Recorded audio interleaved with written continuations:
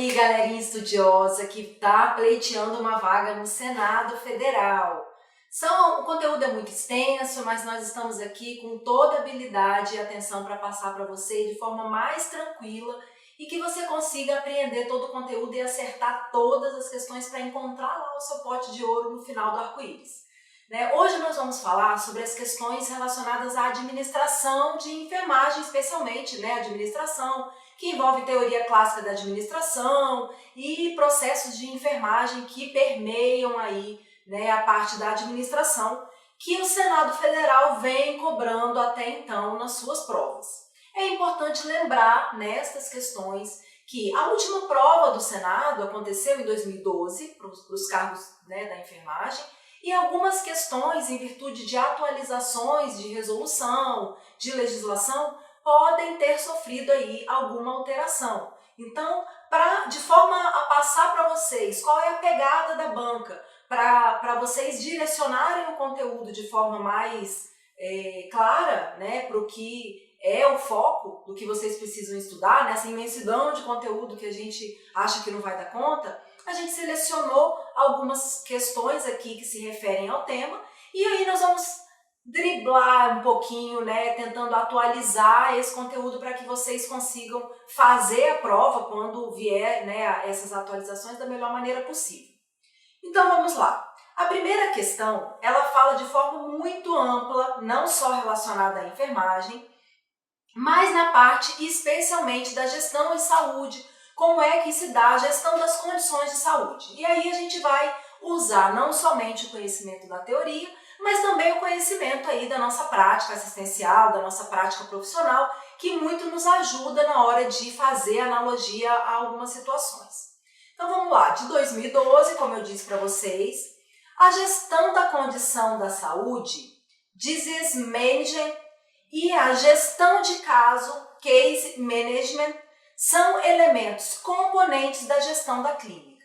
A gestão da clínica, vocês vão ver que é um conteúdo bastante extenso, fala inclusive de alguns pilares que a gente precisa conhecer, mas para esta questão em si, ele está pedindo que aos elementos descritos e à própria gestão da clínica, analise as afirmativas a seguir.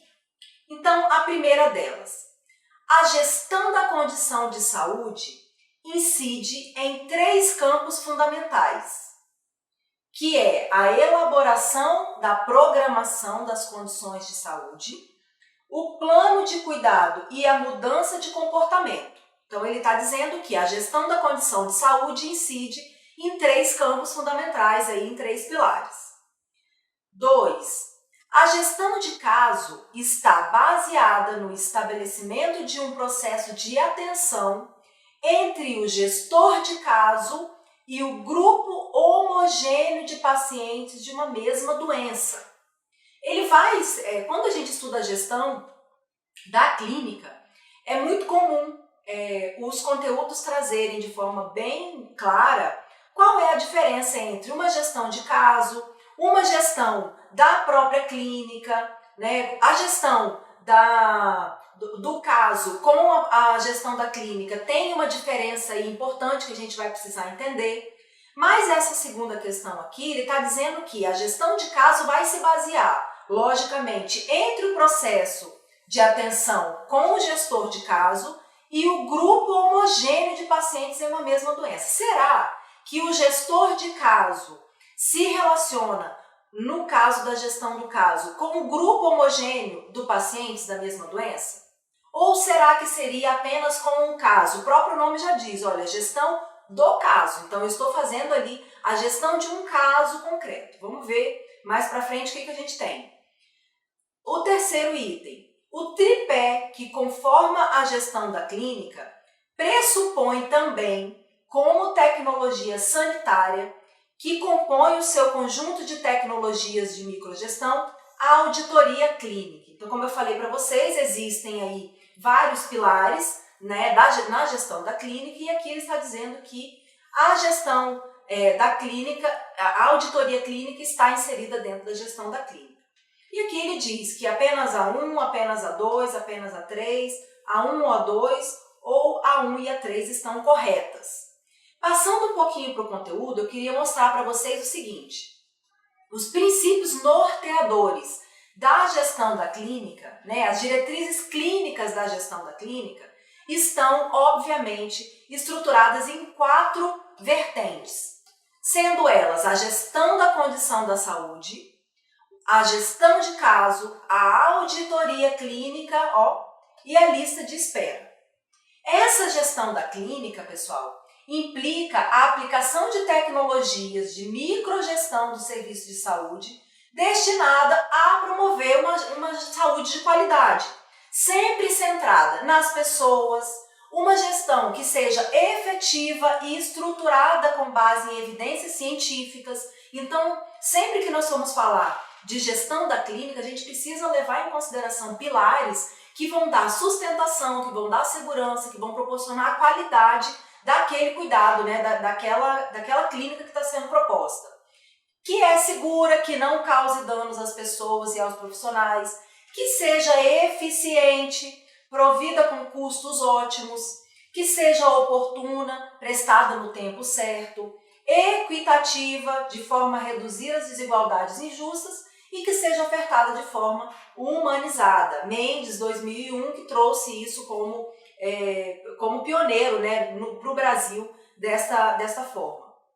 Já a gestão de caso, conforme a questão trazia ali, que era uma associação entre o gestor do caso mais um grupo homogêneo, vamos ver o que fala a gestão do caso. É um processo que se desenvolve entre o profissional responsável pelo caso, no caso gestor do caso, e quem? E o usuário do serviço de saúde para planejar, monitorar e avaliar ações e serviços de acordo com as necessidades da pessoa, com o objetivo de propiciar uma atenção de qualidade humanizada.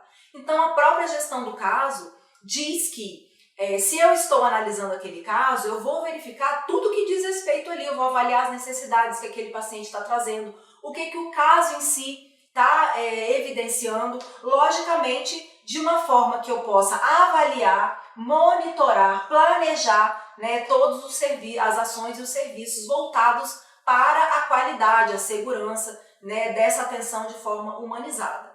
E a gestão da condição de saúde, que está aqui, a gestão da condição de saúde, a gestão do caso está aqui. E a gestão da condição de saúde também, né, é uma diretriz clínica, é a mudança de um modelo de atenção à saúde focada no indivíduo, por meio de procedimentos curativos e reabilitadores, para uma abordagem baseada numa população adscrita, que identifica pessoas em risco de adoecer ou adoecidas, com foco na promoção da saúde e ação preventiva, ou a atenção adequada com intervenção precoce, com vistas a alcançar melhores resultados e menores custos.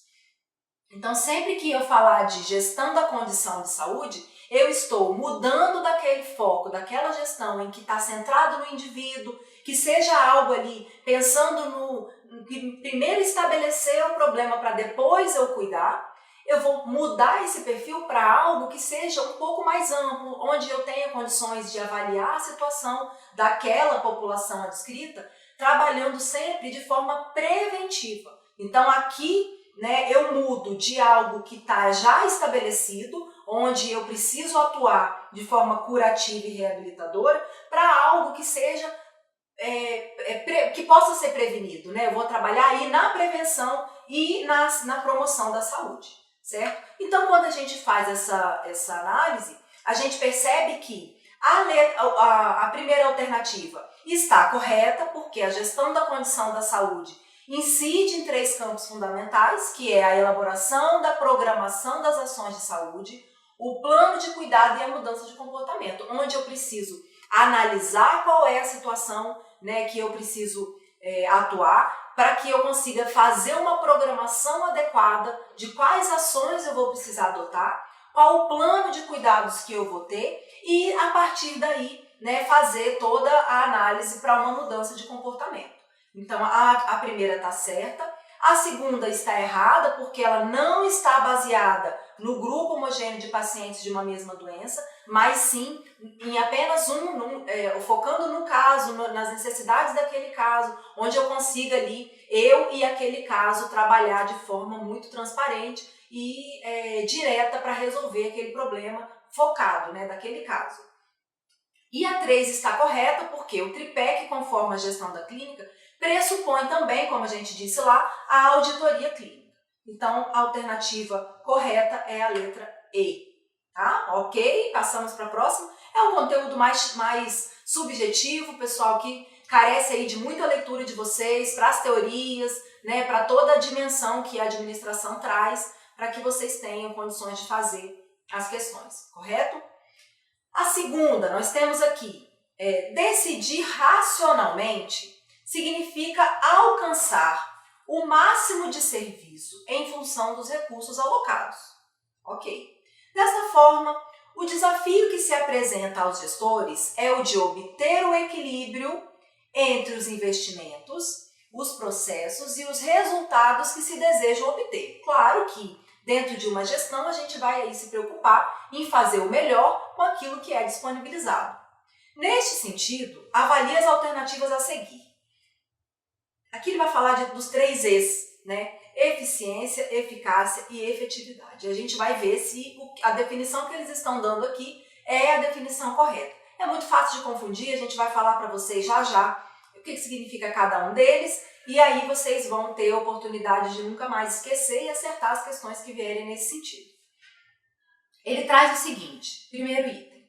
Eficiência é um elemento mensurável que demonstra a relação entre os resultados obtidos e os recursos alocados para a sua obtenção.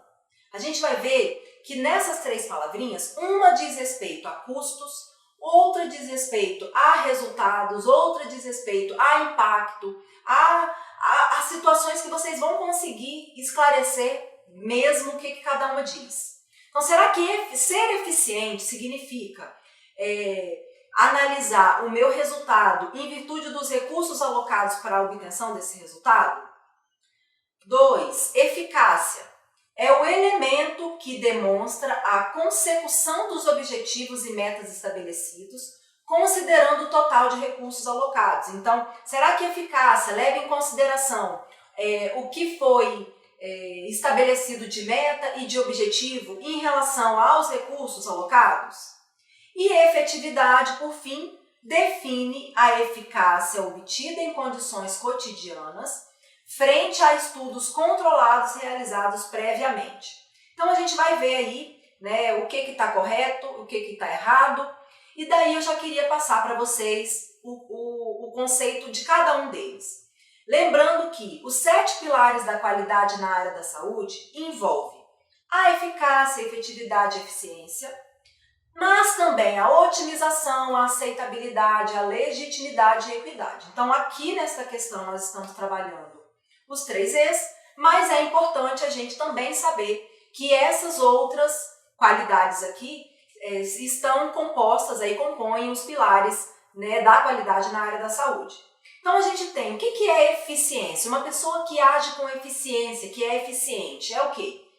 É a habilidade que a pessoa tem de obter o melhor resultado que ela puder ao menor custo. Isto é a relação entre o benefício oferecido pelo sistema de saúde ou assistência médica e seu custo econômico. Então, sempre que eu falar de eficiência, eu vou pensar em fazer o máximo que eu posso com o menor recurso que eu tiver, né? É muito comum a gente ver aí muitos serviços públicos atuando com eficiência a partir do momento que trazem muita qualidade ao cuidado, qualidade e segurança, a partir de uma disponibilização pequena de recursos. Então, com muito pouco eu consigo fazer muito. E sempre que eu precisar medir a eficiência, eu vou aí me relacionar com questões financeiras. Eu preciso fazer o máximo que eu posso com o menor recurso.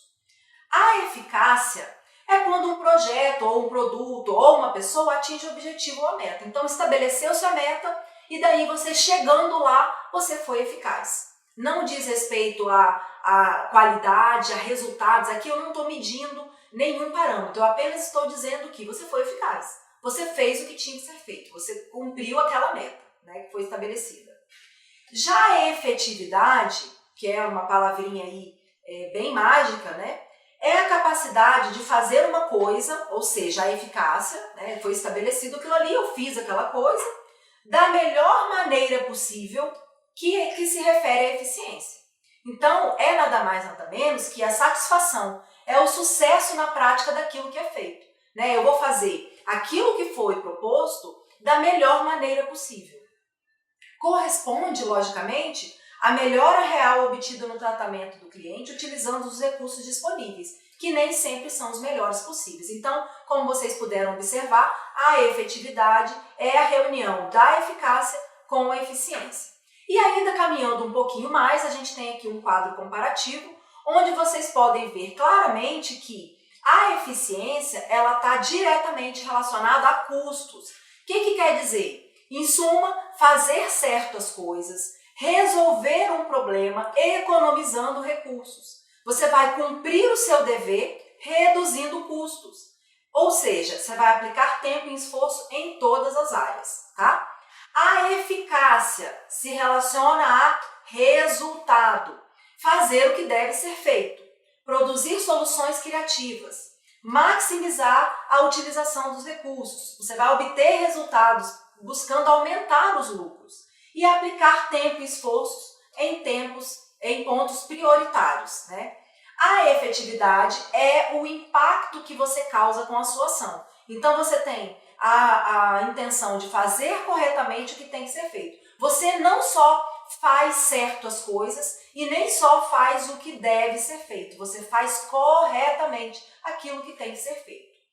É o ato de transformar a situação existente. A mudança de desenvolvimento, o impacto, mudança é uma forma de transformação.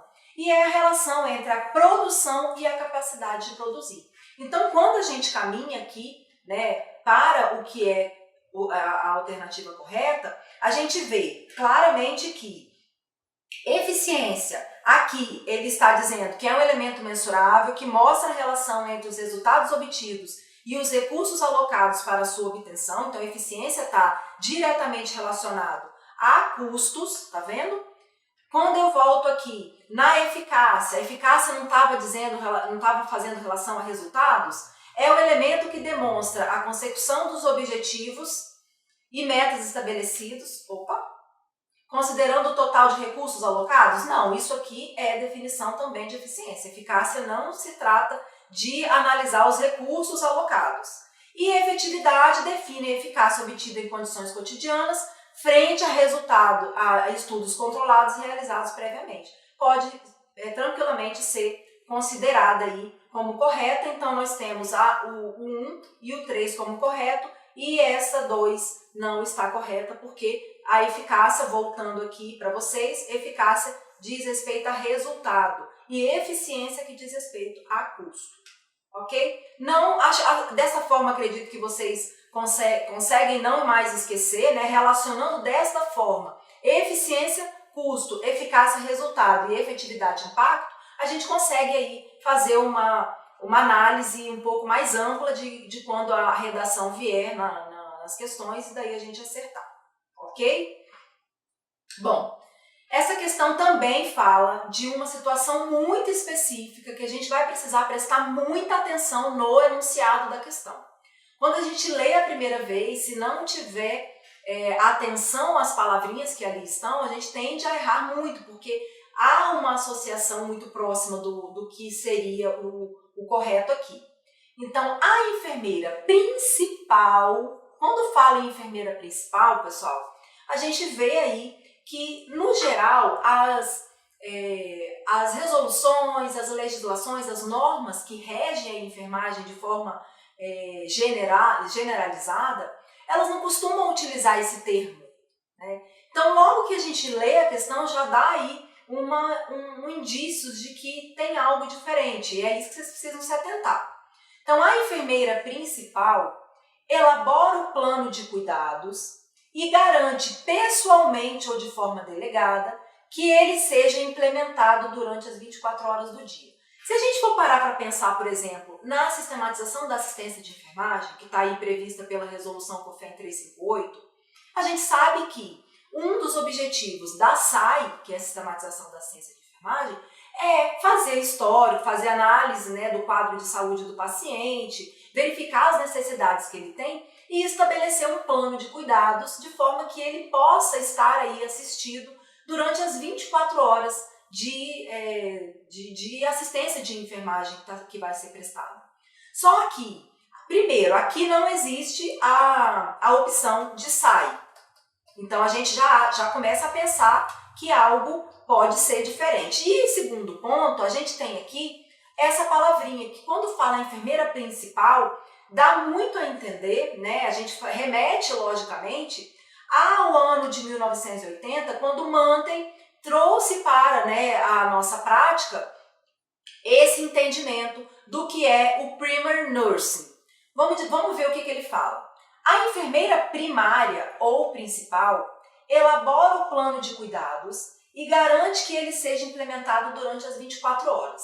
Só que, diferente do que é na sistematização da assistência de enfermagem, que a gente tanto vê, né, e ouve falar, neste caso do Primary Nurse, ele considera que a eficiência do cuidado só é possível quando a pessoa que estabelece o plano de cuidado aplica esse plano diretamente com o paciente. Então, a relação entre o enfermeiro que elabora o plano de cuidado e o paciente é muito estreita.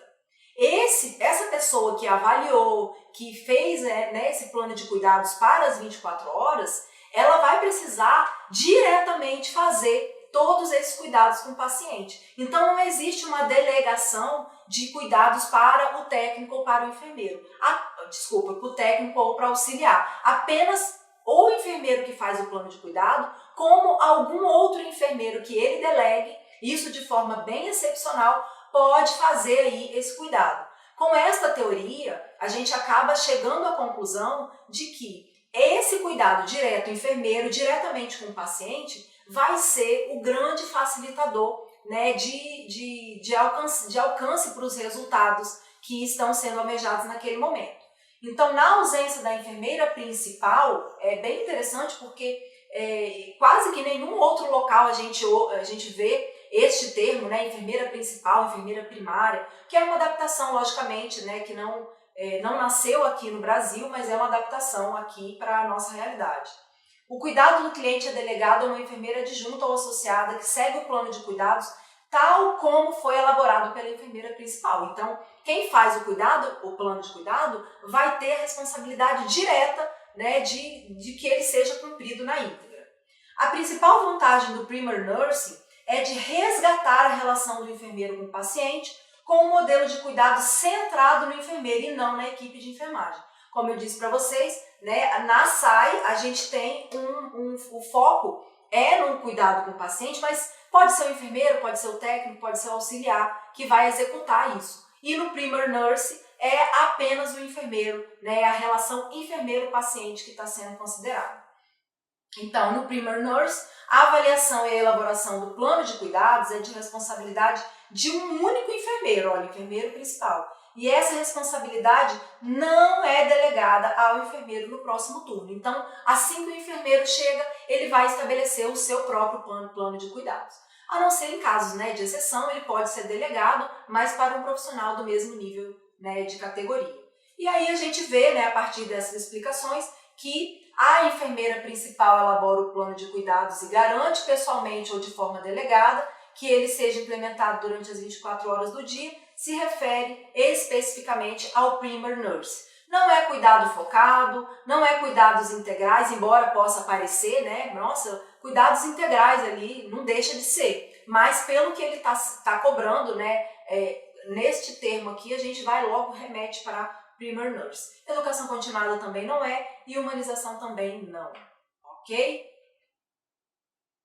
Bom, passando para a próxima, nós temos aqui uma questão que fala bastante sobre algo que a gente vive no dia a dia em relação à nossa assistência, mas nem sempre a gente para aí para estudar, para verificar qual é a base sólida que existe. Mas vamos fazer essa questão, pessoal, e outras que possam vir, né, com esta pegada aqui, com um pouco de amplitude em relação aos conhecimentos, tá? Levando em consideração algumas características próprias dos serviços de saúde, analise as afirmativas a seguir. E a gente vai ter que remeter os conhecimentos aí a toda a legislação do SUS, as situações que a gente vai estudar para uma outra questão que vai utilizar aqui, né, de forma amplificada. Primeiro, nos serviços de saúde, a produção e o consumo ocorrem de maneira simultânea. Bom, vocês acham que numa empresa que produz veículos, a produção do veículo e a utilização desse veículo ocorre de maneira simultânea? Claro que não, né? O serviço está todo preparado, a empresa aí prepara, né, meses, peças, muito tempo, muito instrumental para produzir um produto. A partir do momento que esse produto está ali produzido, ele vai, né, ser direcionado para o mercado, e daí a pessoa que está sendo consumista, né, que vai consumir, na verdade, esse produto, ela vai usar a partir do momento que ele já está pronto. Então, a produção e o consumo ocorrem em etapas diferentes. No serviço de saúde, a gente tem claramente um preparo, né, uma instituição se prepara para oferecer um serviço, mas a oferta e o consumo ocorrem no mesmo período, né? Quando a gente tem aí um paciente que procura um médico para fazer uma consulta, a consulta do médico, o trabalho do médico é disponibilizado no mesmo momento em que o paciente consome essa informação, consome, né, esse produto. Então, nos serviços de saúde, de modo geral, a produção e o consumo ocorrem de maneira simultânea. Então, a gente tem aqui, ó, o cliente é quem demanda o serviço, a partir da sua necessidade. A produção do serviço, a consulta, o exame, ocorre simultaneamente ao consumo do paciente. Então, aqui a gente vê que é uma alternativa correta. 2. A escolha às cegas é uma característica do serviço de saúde, sendo gerador de incerteza. Bom, a gente vê aí claramente que quando a gente não se programa muito de forma preparada, é necessário fazer aí, a gente diz que vai dando cabeçada. Então, a escolha às cegas, sem cumprir um protocolo, sem cumprir um preparo anterior, ele vai ser aí, com certeza, um gerador de incerteza. Porque a gente sabe que quando se cumpre um protocolo, quando se tem aí uma diretriz estabelecida, é muito mais fácil de você visualizar o desenvolvimento aí das situações até se chegar ao resultado que se espera. Ainda nós sabemos que protocolos, guias, fluxos previamente estabelecidos, normativas que são feitas, isso tudo facilita os resultados, né? Clareia o caminho, limpa o caminho para que a gente trilhe de forma mais segura, mais tranquila, mas a gente sabe que em relação aos serviços de saúde, onde a gente sabe que depende muito do que está chegando, a gente aí tem diversas situações que precisam ser analisadas.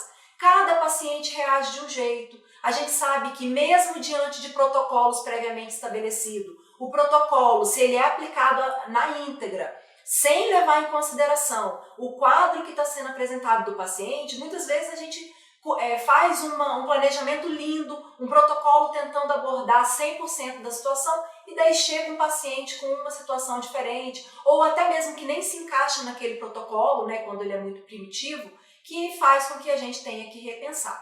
Então, é certo que a escolha às cegas é uma característica do serviço de saúde, sendo gerador de incerteza, né? Os serviços precisam cada vez mais se organizar, como também a gente percebe que protocolos e guias de conduta não conseguem evitar o famoso cada caso é um caso.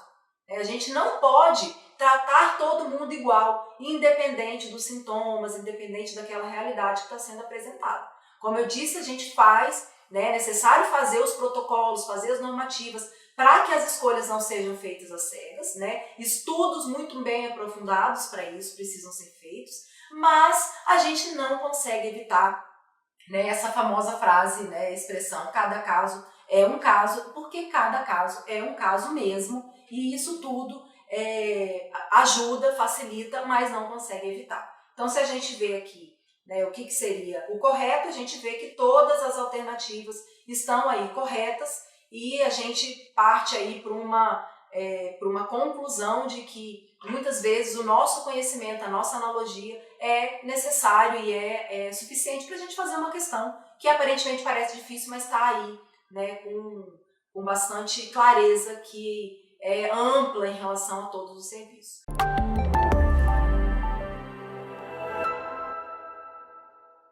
Essa questão aqui, pessoal, quem já trabalhou na área, até mesmo quem nunca trabalhou, mas que é estudioso, não vai encontrar muita dificuldade para fazer, porque é algo muito claro. Há muito tempo a gente vem ouvindo falar sobre um método de avaliação das instituições para que a população em geral, e aí a gente se enquadra nesse momento, para que a gente tenha clareza de como é que está a qualidade do serviço que aquela instituição está prestando. Então, assinale a opção que se refere a um modelo externo de avaliação, de característica somativa e que pode ser utilizado para informar a comunidade sobre a qualidade dos serviços prestados no hospital. Então, quem já trabalhou ali na assistência num período em que essa avaliação externa está sendo feita, sabe do estresse que é, da correria que é para organizar os processos de trabalho, para deixar tudo redondinho, para quando a avaliação chegar, tudo ficar nos conformes e aí receber o título, que vocês vão, né, falando dessa forma, de repente vocês já se recordam, para que a população tenha condições de, ao ver essa titulação, né, esse reconhecimento, ver nessa instituição um potencial serviço de saúde que oferece segurança, qualidade, né? Nossa, se passou por essa avaliação e recebeu nota, né, 1, 2, 3, 4, a gente sabe que é uma instituição séria. Então, se a gente pensar no que é uma acreditação hospitalar, na primeira aqui alternativa a gente já vê que tem muita relação, né? Acreditar no sentido de da população mesmo acreditar naquela instituição como um grande potencial, um grande gerador de serviço de qualidade. Tá? Assembleia Geral, pessoal, Assembleia Geral é quando eu reúno, né, pessoas afins, né, que têm aí interesse para fazer uma divulgação ou para fazer uma votação. Então, no caso, não seria. Conselho Deliberativo também não, né? Deliberativa é que vai deliberar sobre alguma coisa, não fala nada do que é externo e muito menos, né, com o intuito de informar a comunidade. Estatuto é algo muito próprio, é muito fechado daquela instituição que vai, né, delimitar situações próprias daquele estabelecimento. E prontuário eletrônico do paciente não tem aí intenção de informar a comunidade sobre a qualidade do serviço. Então a gente tem aqui facinho, aguinha, né, na boca, mamãozinho com açúcar, que a resposta correta é a acreditação. Ok? Essa questão aí não pode errar, pessoal, tem que fazer com atenção. Bom, essa questão é uma característica do que ocorreu em 2012 e que hoje não, né, a prova do Senado ocorrendo hoje, não haveria nenhuma possibilidade desta questão cair.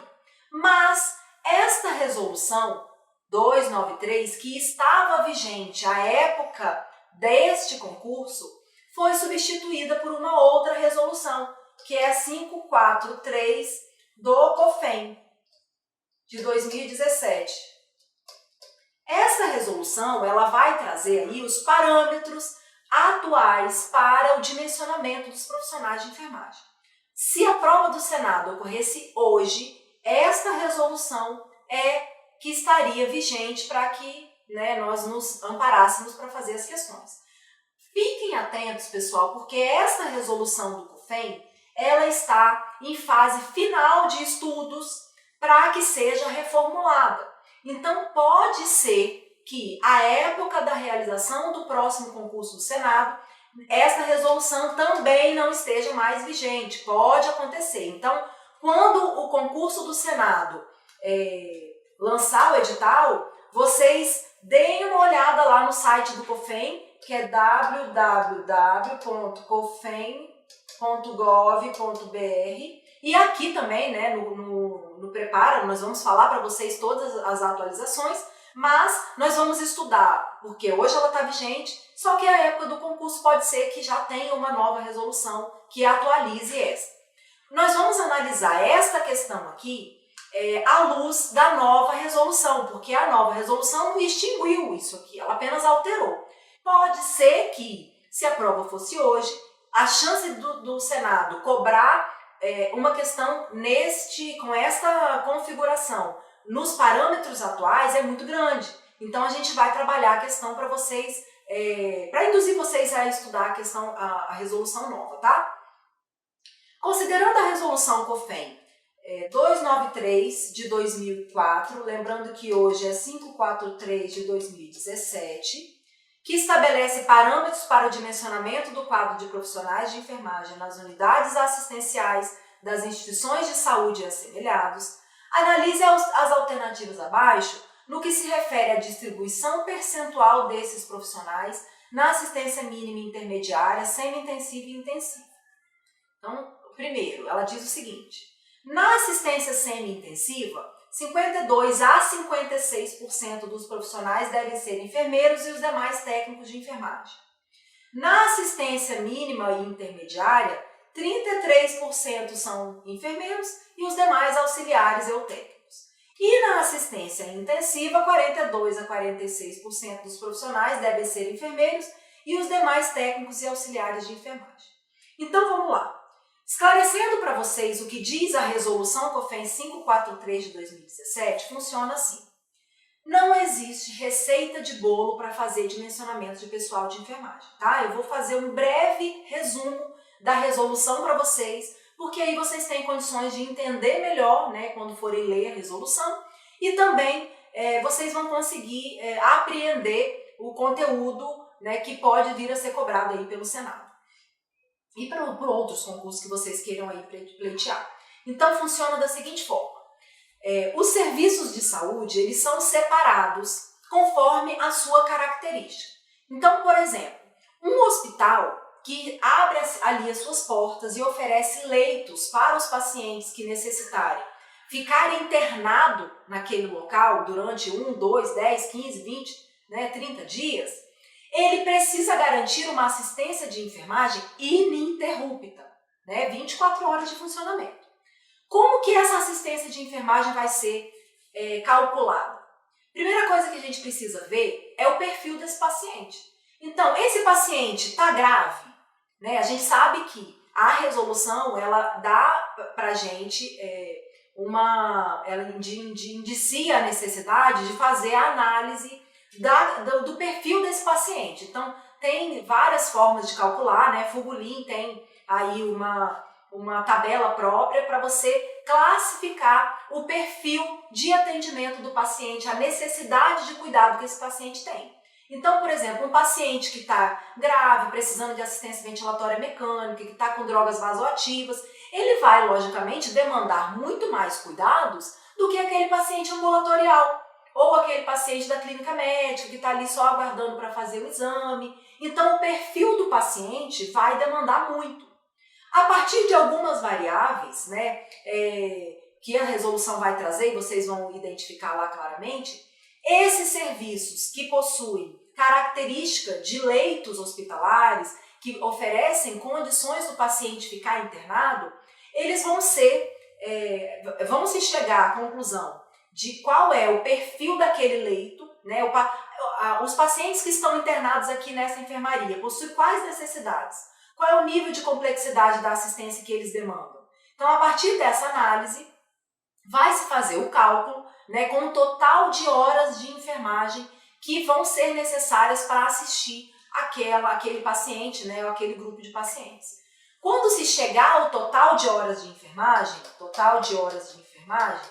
a gente vai precisar fazer a distribuição desse total de horas pelas equipes de enfermagem. Então, desse total de horas de enfermagem, por exemplo, a gente teve aí 87 horas de enfermagem para aquele grupo ou para aquele paciente lá. A gente vai precisar separar pelo perfil que esse paciente tem, a partir do nível de cuidado que ele demanda. Então, se o cuidado é mínimo, se o cuidado é intermediário, se o cuidado é intensivo, se é semi-intensivo, tudo isso relacionado à necessidade que o paciente apresenta, a gente vai separar quantos por cento dessas horas de cuidado é do enfermeiro, quantos por cento é do técnico e do auxiliar, baseado no que a resolução prevê. A resolução, lógico, pautada em estudos científicos, tá?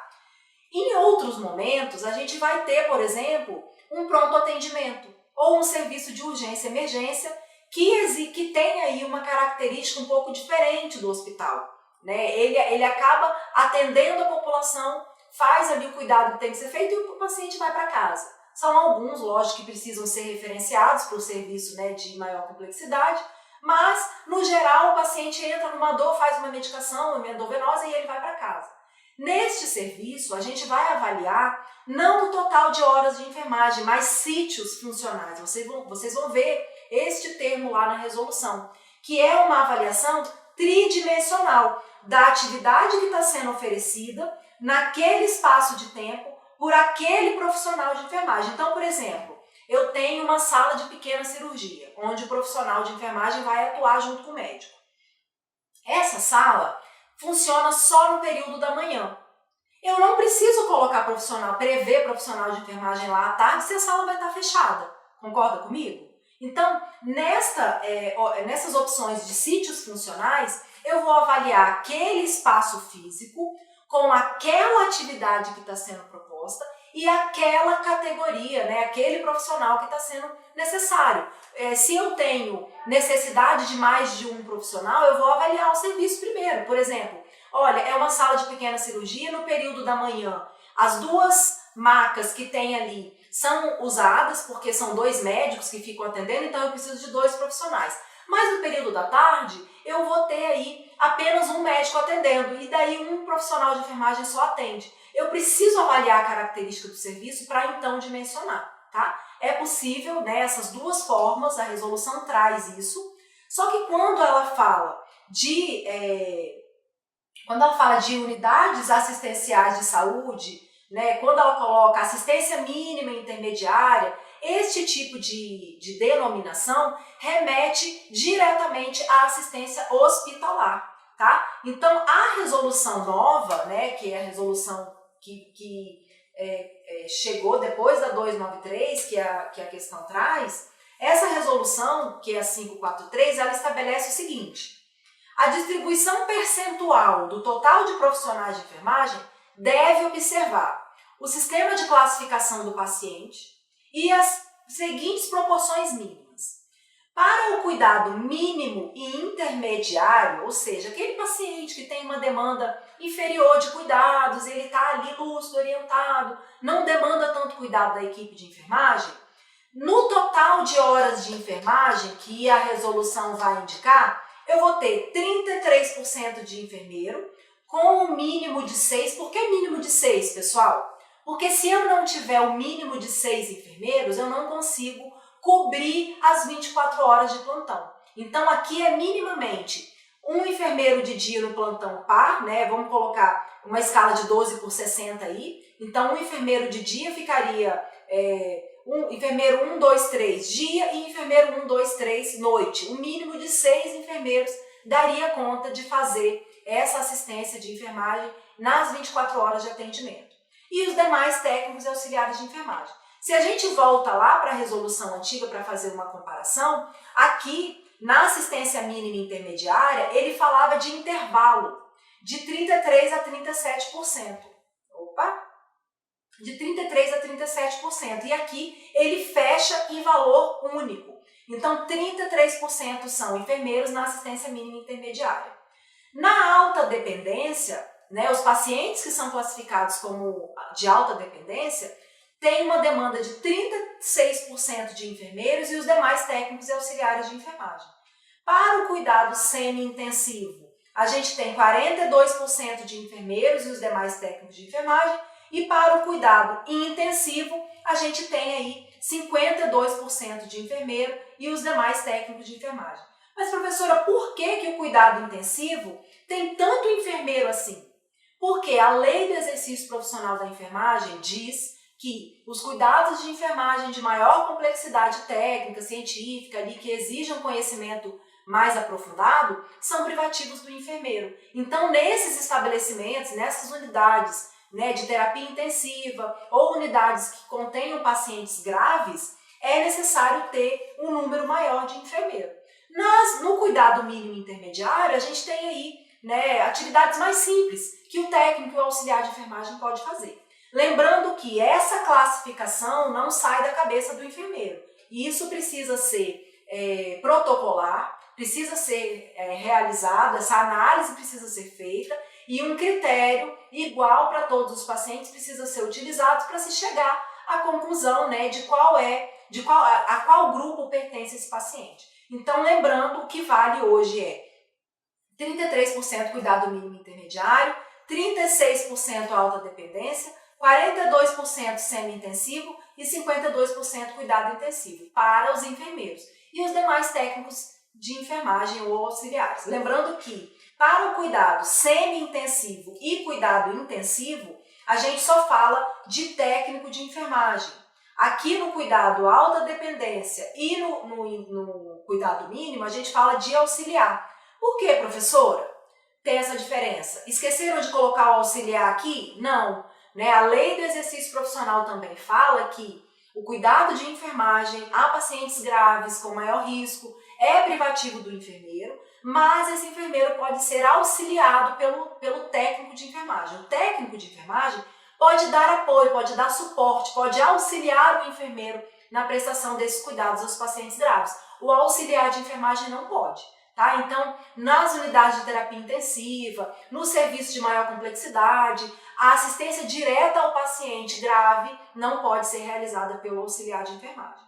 Tá? É bem interessante vocês guardarem isso aqui, porque é questão certa de prova e vocês também ficam sabendo para a vida toda aí. Então, se a gente for analisar a própria resolução que está desatualizada, não fica muito difícil, porque esses parâmetros não mudaram muito. Tá? A gente vê, na assistência semi-intensiva era 52 a 56, agora aqui passou para 42, e no cuidado intensivo, que era,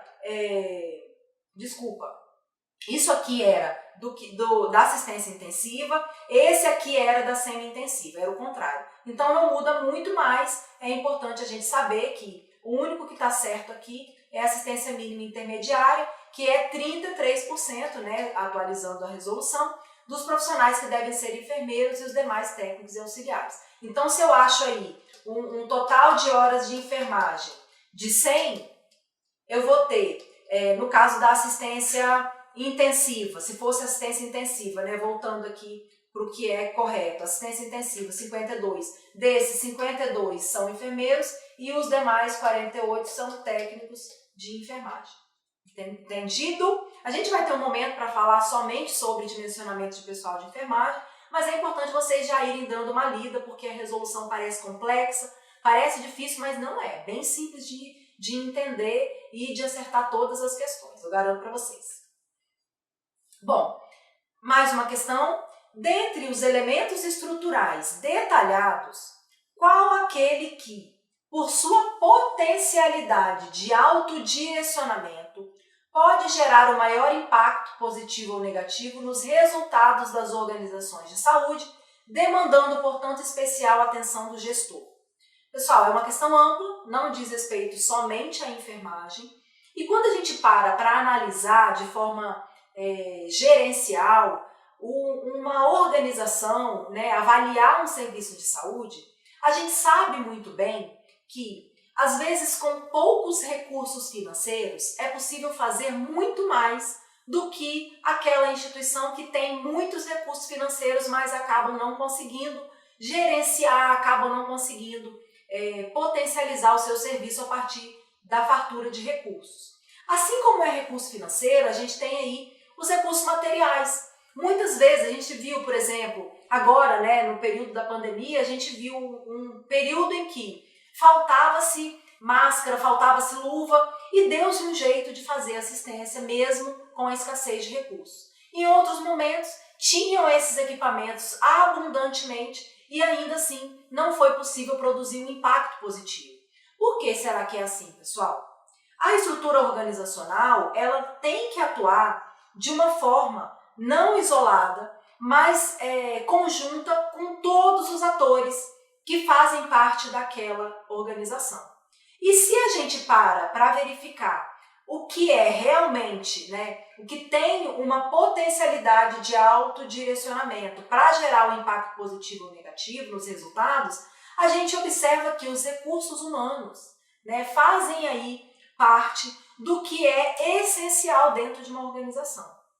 Se eu tenho muito ou pouco recurso, muito ou pouco material, se eu tiver um jeitinho de organizar e se eu tiver pessoas comprometidas, pessoas bem treinadas, pessoas ali habilidosas, com processo de trabalho instituído, eu muitas vezes consigo muito mais resultado do que aquela organização que tem recurso financeiro, tem recursos materiais, mas não investe em treinamento, não investe em qualificação da sua equipe, não investe na parte técnica, que é quem vai dar todo esse suporte para os resultados da organização. Então, aqui fica fácil da gente perceber a importância dos recursos humanos. Os recursos humanos são as pessoas, são os atores, são as potencialidades, as qualidades que estão ali sendo desenvolvidas para se atingir um resultado de excelência, tá? Gabarito certo? Letra B de bola. Bom, aqui a gente fala de algo muito comum de ser cobrado nos conteúdos de administração, que é o PDCA. Quem já ouviu falar no PDCA? Utilizado pelos gestores como ferramenta de planejamento operacional para a melhoria da qualidade. A gente sabe que dentro de uma organização é muito importante a gente conhecer diversos fatores. É importante você analisar e conhecer qual é a missão, os objetivos, as metas que se propõe a alcançar. A gente sabe que a partir do momento que um serviço é instaurado, é necessário fazer um planejamento. Se eu não me planejo, a chance de faltar recursos ou de utilizar recursos mal, de forma errada, trazer prejuízos financeiros, além de que não oportunizar os resultados que poderiam vir em decorrência de todo aquele esforço, isso é muito comum. Então a gente vê que todas as organizações elas precisam se inserir dentro dessa onda, dessa rotina, dessa necessidade de se organizar melhor, de avaliar, de agir, de monitorar, de executar tudo aquilo que está sendo proposto para que você alcance, logicamente, melhores resultados a menores custos. Então, quando a gente fala em PDCA, é importante a gente saber que o PDCA é uma roda viva de ações que vão favorecer o alcance de resultados mais exitosos. O PLAN do PAN é P-D-C-A. O P significa a plan, que diz respeito a planejamento. Planejamento. Você vai aí identificar o problema e vai descobrir onde é que ele começa. Você vai planejar as melhorias e vai criar o plano de ação. Então, para você planejar, você precisa conhecer. Você tem que conhecer o problema, você tem que saber qual é ali aquela situação que precisa ser resolvida, que precisa de obter resultados, para que você tenha condições de planejar. Então, o plan diz respeito a planejamento. O D diz respeito ao do. Do em inglês quer dizer fazer. I do, eu faço. Então, fazer significa envolver as pessoas e executar o plano. Tudo aquilo que um planejamento que está só no papel não produz resultado nenhum.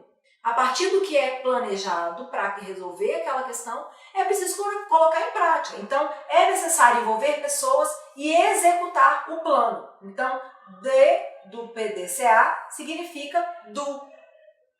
O que é o C, pessoal? PDC. O C do PDCA significa o check, ou seja, é o fato de você avaliar, checar essa situação. Então, você vai fazer análise de tudo que foi executado, como planejado e se o resultado esperado realmente aconteceu. Então, eu planejei e eu executei. Fica por isso mesmo? Eu cumpri o meu papel, estava planejado, eu fiz. Não. Se eu quero resultado, eu preciso monitorar, avaliar aquilo ali. Eu tenho que chegar no ponto de saber se aquilo que eu planejei, ao ser feito, se alcançou realmente aquele resultado. Então, o check é no sentido de checar. Eu preciso checar se aquilo deu certo.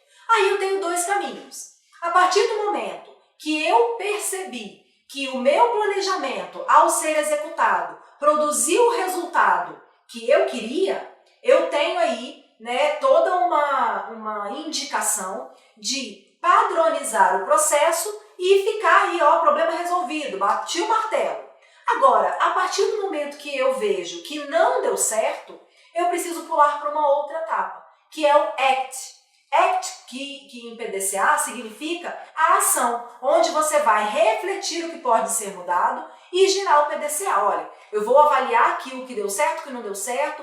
Nessa parte que não deu certo, eu continuo com o problema, então eu giro o PDCA. Eu vou planejar de novo, eu vou executar de novo, lógico, com as correções, né? Vou executar de novo, eu vou checar de novo e aí eu vejo, deu certo? Ok, vou pro abraço. Não deu certo? De novo rodo o PDCA. Então é uma forma de você trabalhar o planejamento produzindo e visando, buscando a todo custo o resultado que você almeja.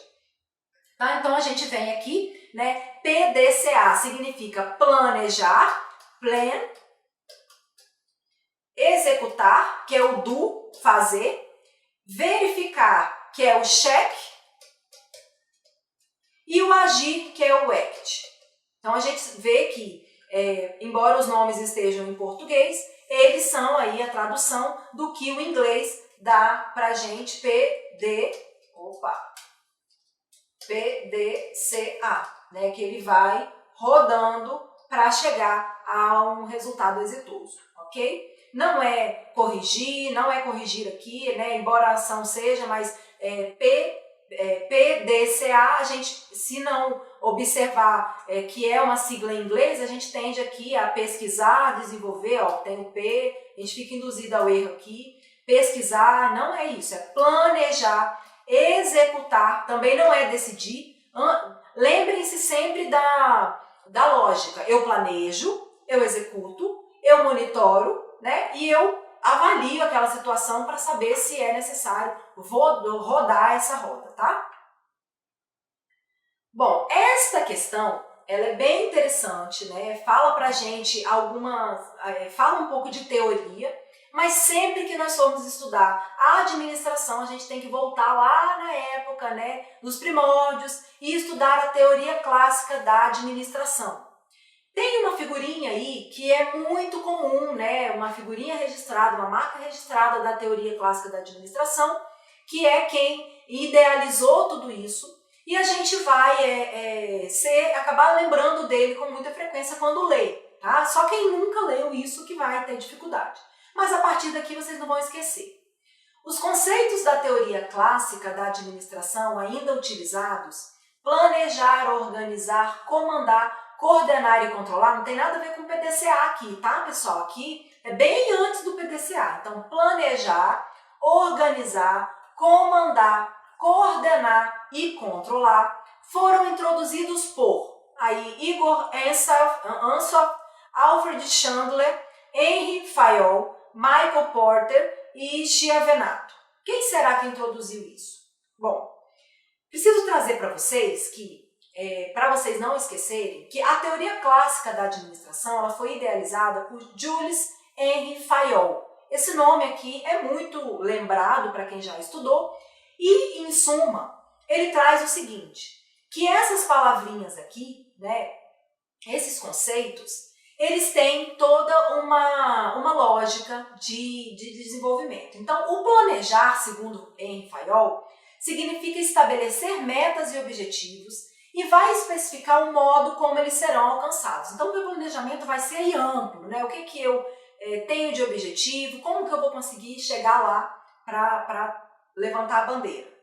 A organização, ela fala do instrumento de operacionalização do planejamento. Então, se a gente for fazer uma analogia aqui ao PDCA, a gente tem o plan e aqui o do, né? É o instrumento, como é que você vai operacionalizar? É a maneira como a organização vai coordenar esses recursos, né? Financeiro, humano, material, alocando-os de acordo com o seu planejamento. Então, aqui ele vai, numa etapa muito vinculada ao planejamento, ele vai se organizar de forma a cumprir. Como é que ele vai operacionalizar isso? O comandar é fazer com que os colaboradores da empresa executem aquilo que precisa ser realizado para atingir aqueles objetivos. Então, tem toda uma forma de direcionamento para que esses empregados, esses colaboradores façam aquilo que está sendo proposto, né? A partir do momento que você planeja aquilo ali, você vai precisar criar estratégias para, inclusive, comandar, né? Para você dar o comando para que o outro faça daquela forma.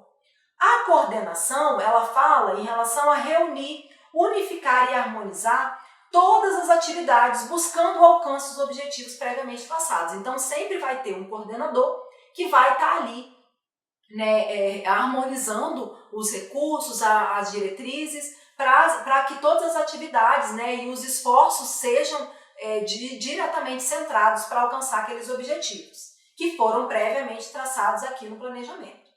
E o controle trata-se de verificar se os procedimentos estão de acordo com as regras e princípios da empresa.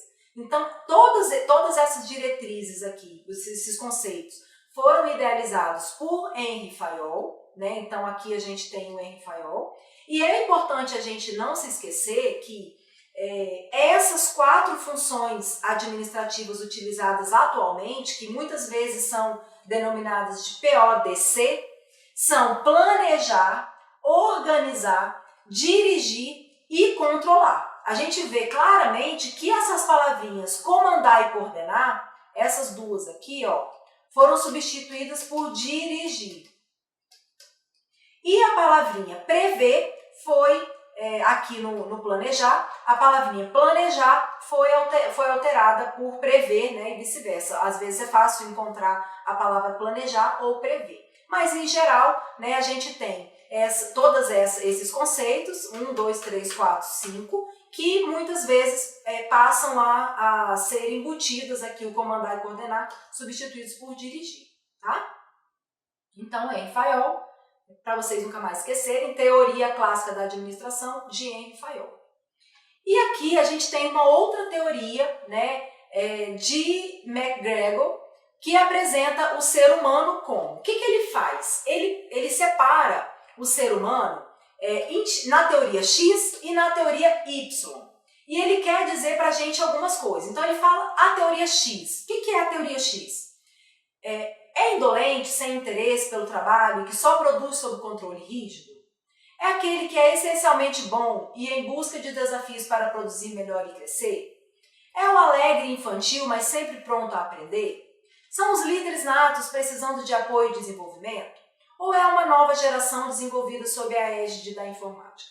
Se a gente vem para essas teorias, a gente vê que na teoria X, como eu disse para vocês, McGregor separou um grupo de seres humanos como pertencentes à teoria X e o outro grupo pertencentes à teoria Y. Aqui na questão ele está cobrando o que é a teoria X, mas a gente precisa entender o que é uma ou outra, porque pode vir aí uma questão cobrando a teoria Y. Então, na teoria X, ele fala o seguinte, primeiro que ele associou essa teoria ao estilo de uma teoria tradicional, mecanicista, estática, mais negativa e pragmática. Nesta teoria, o colaborador ele é tido como desinteressado, como relaxado, né, como preguiçoso e que não gosta de trabalhar. Ele está ali, mas ele precisa ficar no cabresto o tempo inteiro. Se o gestor, segundo essa teoria X, se o gestor não tiver um rigor muito grande, um controle muito grande com esse funcionário, ele não vai trabalhar, ele não vai produzir resultado, porque de forma bem nativa, né, bem natural, ele por si só é relaxado, é preguiçoso e gosta pouco de trabalhar. Segundo McGregor, de 1999, as metas dos trabalhadores da organização vivem em conflito e aqueles que são, antes de tudo, motivados por recompensas extrínsecas e pelo temor da punição. Então, a pessoa que está ali enquadrada nessa teoria X, né, o colaborador que está nessa teoria, ele só vai produzir se ele tiver uma motivação externa ou se ele tiver muito medo da punição. Por isso que é importante, né, ser duro, tem que ter uma estratégia gerencial dura, porque senão ele não vai produzir. Tá?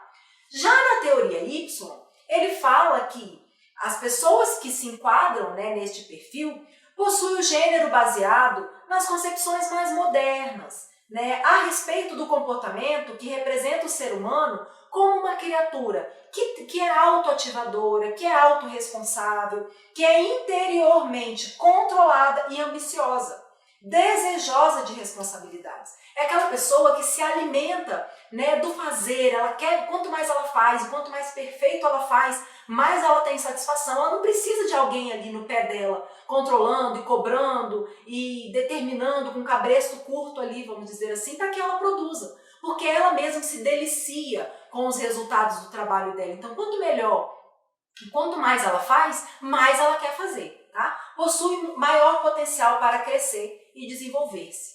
Então, quando a gente vem para as alternativas, fica claro aqui perceber que a teoria X, né, e aqui não tem nada a ver com X de mulher e Y de homem não, tá, pessoal? É apenas uma forma que ele determinou e a história diz que ele ficou tão preocupado em encontrar o nome para essas duas vertentes que ele estabelecia, que ele não quis correr o risco de ser julgado, né, a partir das palavras que ele colocasse. Então ele falou assim, sabe quando a gente vai falando que às vezes a gente não quer colocar um nome certo, a gente fala, é aquela casa X, ou aquela pessoa, aquela instituição Y. A gente usa esses nomes para manter o anonimato e ele teve essa intenção de falar de X e Y, ou seja, né, uma não interfere na outra, ele ficou neutro, ele não quis aí induzir a nada. Então aqui ele fala da X quando a gente vem para as alternativas, né? Lembrando que o X é aquela pessoa que não quer nada com nada, ela tá ali mesmo querendo ganhar o salário dela no fim do mês, é uma pessoa que quanto menos responsabilidade ela tiver melhor,